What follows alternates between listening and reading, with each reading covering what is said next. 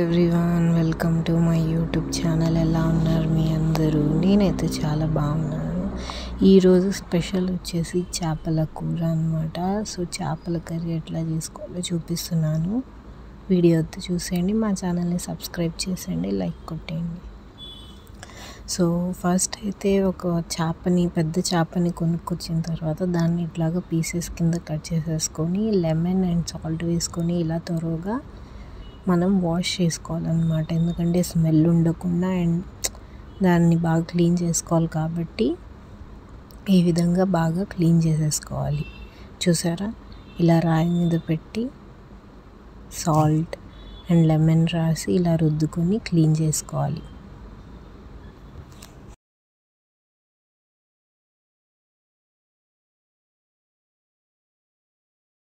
So fish skin ఉంటుంది కదా బ్లాక్గా, అది పోయేలాగా స్టోన్కి రుద్దుకుంటూ క్లీన్ చేసేసుకోవాలి.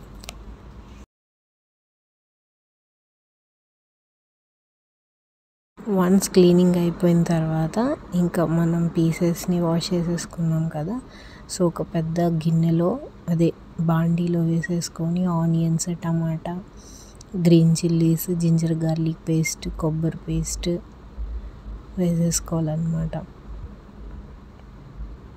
చూసారా, కొంచెం పెరుగు కూడా వేసుకోవచ్చు. ఇట్లాగా వేసేసుకొని ఐటమ్స్ అన్నీ ఈ విధంగా చూపిస్తున్నాను చూడండి. ఇప్పుడు కొంచెం ఆయిల్ కూడా యాడ్ చేసేసుకోవాలి. మనం ఫిష్ కర్రీకి ఎంత ఆయిల్ వేసుకోవాలనుకుంటున్నామో అంత ఆయిల్ కూడా యాడ్ చేసేసుకొని ఇప్పుడు కొంచెం సాల్ట్, టేస్ట్కి తగినంత సాల్ట్ యాడ్ చేసేసుకోవాలి. అండ్ ఇప్పుడు కొంచెం పసుపు, ఒక 1/2 టీ స్పూన్ అంత పసుపు కూడా యాడ్ చేసేసుకోండి. మనం తీసుకునే ఫిష్ క్వాంటిటీని బట్టి మనం సాల్ట్ అనేది వేసుకోవాలి. అండ్ ఇప్పుడు ఎర్రకారం అనేది వేసేసుకుంటున్నాము. సో ఫిష్ కర్రీలో ఏంటంటే కారం కొంచెం ఎక్కువ వేస్తారు కాబట్టి సో తగినంత కారం వేసేసుకొని మనం వేసినవన్నీ బాగా కలుపుకోవాలి. ఇట్లాగా చూపిస్తున్నాను చూడండి. సో ఈ విధంగా బాగా కలుపుకోవాలి. మసాలా, కారం, సాల్ట్ అవన్నీ ఏంటంటే ఫిష్ ముక్కలకి బాగా తగిలేలాగా కలుపుకోవాలన్నమాట ఈవెన్గా.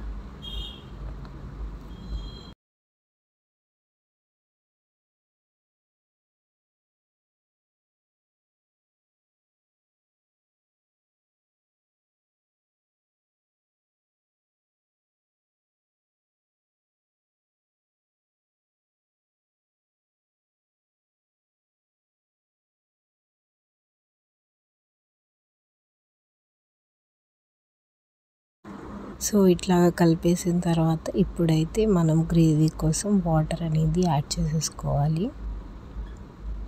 సో మనకి ఎంత గ్రేవీ ఉండాలి అనే దాన్ని బట్టి మనమైతే వాటర్ యాడ్ చేసుకోవాలి.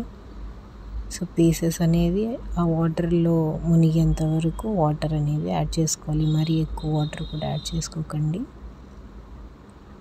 పీసెస్ కొంచెం దాంట్లో డిప్ అయ్యేంత వరకే వాటర్ యాడ్ చేసుకోవాలి. ఇక్కడ చూపిస్తున్నాను చూడండి, అట్లాగా వాటర్ అనేది యాడ్ చేసుకోవాలి. చూసారా, ఇట్లాగా మసాలా అవన్నీ వేసేసి కలిపేసుకోవాలన్నమాట. కలిపేసుకున్న తర్వాత మనం కుకింగ్ అనేది స్టార్ట్ చేసేయాలి. సో ఇప్పుడైతే స్టవ్ మీద పెట్టేసి పీసెస్ అనేవి కుక్ చేసేస్తున్నాను. సో కొంచెం సేపు ఒక 5 to 10 minutes కుక్ అయిన తర్వాత కొత్తిమీర కూడా కట్ చేసేసుకొని యాడ్ చేసేసుకోవాలి.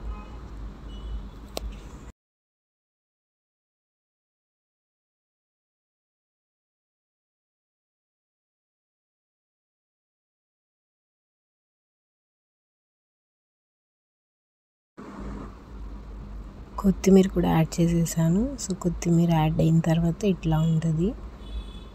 సో కొత్తిమీర కూడా ఒక 5 to 10 minutes తర్వాత యాడ్ చేసేసుకున్న తర్వాతది ఇప్పుడు చూపిస్తున్నాను నేను. సో